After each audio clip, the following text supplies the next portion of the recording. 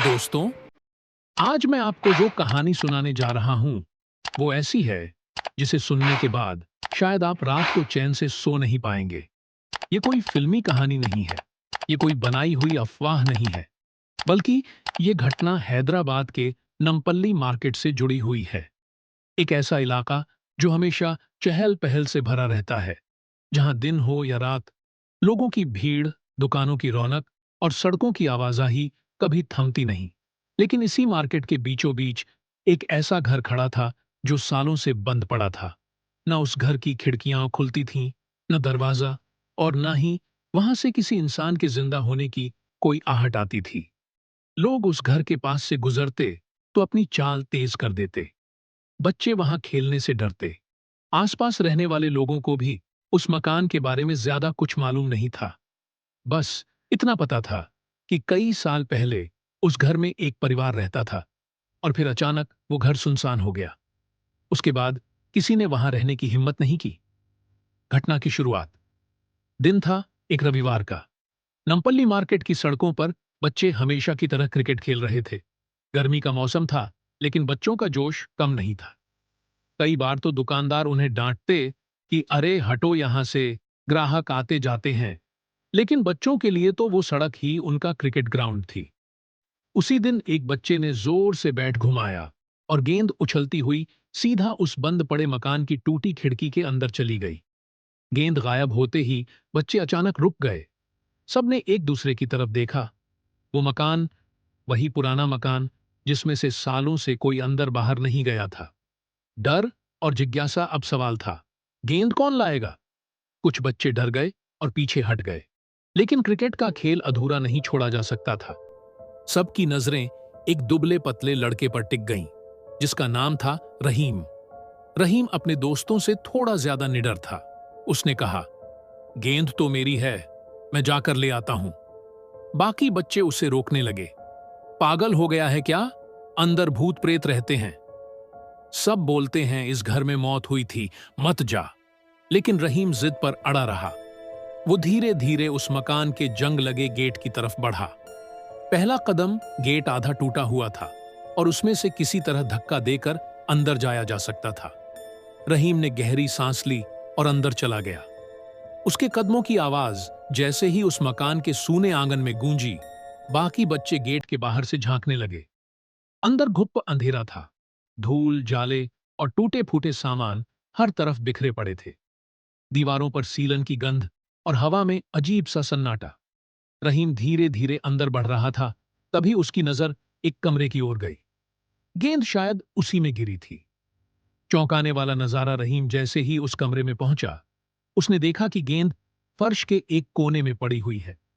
वो जल्दी से वहां बढ़ा, लेकिन तभी उसकी नजर सामने पड़ी चीज पर जम गई। उसकी सांस रुक गई। उसकी आंखें चौड़ी हो गई। उसके पैर वहीं जम गए। उस कमरे के अंधेरे कोने में एक कंकाल बैठा हुआ था। हाँ दोस्तों, पूरा इंसानी कंकाल। हड्डियां सूखी हुई, धूल से ढकी हुई। उसके पास ही एक पुराना नोकिया का कीपैड मोबाइल फोन पड़ा था, और उसके बिल्कुल बगल में एक मुड़ा तुड़ा सा 500 का नोट पड़ा हुआ था। सदमा और डर, रहीम घबराकर पीछे हट गया। उसने जैसे तैसे हिम्मत जुटाई और गेंद उठाकर तुरंत भागा। गेट से बाहर निकलते ही वो जोर जोर से चिल्लाने लगा, अंदर कंकाल है, अंदर कोई मर गया है। बाकी बच्चे डर के मारे इधर उधर भाग गए। किसी ने दुकान वालों को बताया, किसी ने घर जाकर अपने माँ बाप को। कुछ ही देर में पूरे नमपल्ली मार्केट में ये खबर आग की तरह फैल गई। पुराने बंद घर के अंदर इंसान का कंकाल मिला है। सायरन, पुलिस की एंट्री। थोड़ी ही देर में पुलिस वहां पहुंची। लोगों की भीड़ गली में जमा हो चुकी थी। सब अपने अपने अंदाज में बातें बना रहे थे। कौन था ये? कब से अंदर पड़ा हुआ होगा? इतने सालों तक किसी को पता कैसे नहीं चला? पुलिस ने घर को सील कर दिया और जांच शुरू की। अंदर जाकर उन्होंने वो नजारा देखा। वही कंकाल, वही पुराना नोकिया मोबाइल और वही 500 का नोट। लेकिन सबसे अजीब बात यह थी कि मोबाइल और नोट दोनों बिल्कुल असली लग रहे थे, जैसे समय ने उन्हें छुआ ही ना हो। सवालों की गुत्थी दोस्तों, यहीं से इस घटना ने रहस्य का रूप ले लिया।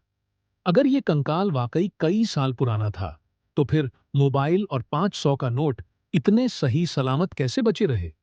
कंकाल के कपड़े सड़ चुके थे, दीवारें टूट चुकी थीं, लेकिन मोबाइल और नोट जैसे किसी ने उन्हें हाल ही में वहां रखा हो। अब सोचिए, ये कौन था? ये मकान इतने सालों से बंद क्यों पड़ा था? और सबसे बड़ा सवाल, आखिर इस इंसान की मौत कैसे हुई? पुलिस वालों ने धीरे धीरे कंकाल के पास से सबूत इकट्ठे करने शुरू किए। पुराने कपड़े, जंग लगे बर्तन, टूटी चारपाई और वो मोबाइल, सब कुछ जैसे अतीत की चीखें बयां कर रहा था। लोग कहते हैं, मौत कभी चुपचाप नहीं आती, उसकी परछाइयां हमेशा कुछ निशान छोड़ जाती हैं। और यहां तो पूरा घर ही एक रहस्य बन चुका था। नोकिया मोबाइल का राज सबसे बड़ा सबूत था। वो नोकिया का मोबाइल, पुलिस ने तुरंत उसे जब्त कर लिया। वो बेशक टूटा फूटा था, पर हैरानी की बात यह थी कि उसमें अब भी पुरानी सिम कार्ड मौजूद थी। टेक्निकल टीम ने उस सिम को एक मॉडर्न फोन में लगाया और कॉल लॉग व मैसेज निकालने की कोशिश की। जो सामने आया, उसने सबको हिला दिया। उसमें आखिरी बार भेजा गया एक मैसेज था, मैं बंद हो गया हूं, दरवाजा लॉक हो गया, शायद मैं यहीं मर जाऊंगा। अगर कोई इस मैसेज को पढ़े तो समझ लेना, मैं अंदर फंसा था।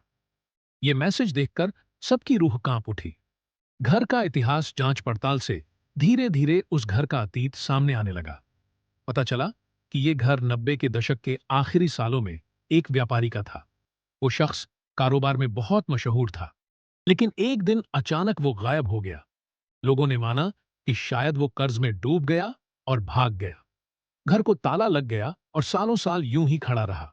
मगर किसी ने सोचा भी नहीं था कि वो व्यापारी यहीं, इसी घर में कंकाल बनकर पड़ा होगा। मृत्यु का चिन्ह रिपोर्ट, कंकाल की जांच में साफ हुआ कि यह इंसान लगभग 20 से 25 साल पहले मरा था। मौत की वजह थी भूख और प्यास से तड़पकर दम तोड़ना। यानी उस आदमी ने मदद के लिए कोशिश की थी, लेकिन कोई सुनने वाला नहीं था। पुलिस को शक हुआ कि शायद किसी ने उसे जबरदस्ती बंद किया हो, मगर दरवाजों पर बाहर से ताले का कोई निशान नहीं था। सबूत यही कहते थे कि वो खुद ही अंदर फंस गया था। 500 का नोट और बीते दौर की गूंज, लोगों को सबसे ज्यादा झटका लगा उस पुराने 500 रुपए के नोट को देखकर। वो नोट अब बेकार था, लेकिन उस दौर में उसकी कीमत बहुत थी। शायद मरते वक्त उस आदमी ने आखिरी बार उसे कसकर पकड़ा था, जैसे कोई उम्मीद की शायद इससे बाहर निकल पाऊं। सोचो, मरते वक्त इंसान क्या पकड़ता है? अपनी सांस, अपने ख्वाब या अपनी उम्मीदें? और यहां उस व्यापारी ने पैसे और फोन को ही कसकर पकड़ा हुआ था। रहस्यमयी आवाजें और अफवाहें, घटना के बाद नमपल्ली मार्केट में तरह तरह की कहानियां फैलने लगी। कुछ लोगों का कहना था कि उस घर से अक्सर किसी के रोने की आवाजें आती थीं। कई दुकानदारों ने कसम खाकर कहा कि रात को उन्होंने किसी को बचाओ, बचाओ कहते सुना था। लोगों का मानना था कि उस व्यापारी की आत्मा अब भी वहीं भटक रही है। बच्चों ने जिस दिन गेंद अंदर मारी, शायद उसी आत्मा ने उन्हें बुलाया हो ताकि उसका सच सामने आ सके। सच्चाई या श्राप?